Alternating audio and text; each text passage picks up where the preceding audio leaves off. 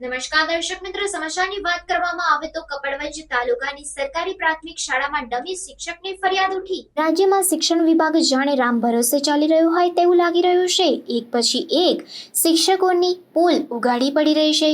જે પ્રમાણે કિસ્સાઓ સામે આવી રહ્યા છે તે જોતા લાગે છે કે સરકારી શાળામાં કઈ કક્ષાની લાલિયાવાડી ચાલી રહી છે।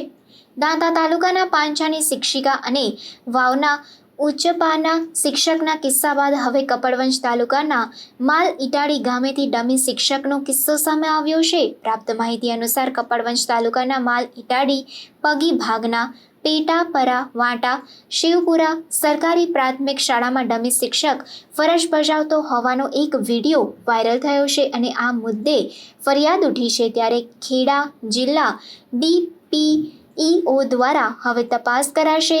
માલ ઇટાડી પગી ભાગના પેટાપરા વાંટા શિવપુરા સરકારી શાળામાં તપાસ કરતા સરકારી પ્રાથમિક સ્કૂલમાં એક શિક્ષકની જગ્યાએ બીજા કોઈ ડમી શિક્ષક ભણાવતા હોવાની ફરિયાદ ઉઠી છે। જો કે હાલ કોઈ તપાસ થઈ નથી, પરંતુ સ્થાનિકોનું કહેવું છે કે આ ઘટનાની ઝીણવટભરી તપાસ કરવામાં આવે તો મોટી ગેરરીતિ બહાર આવી શકે છે।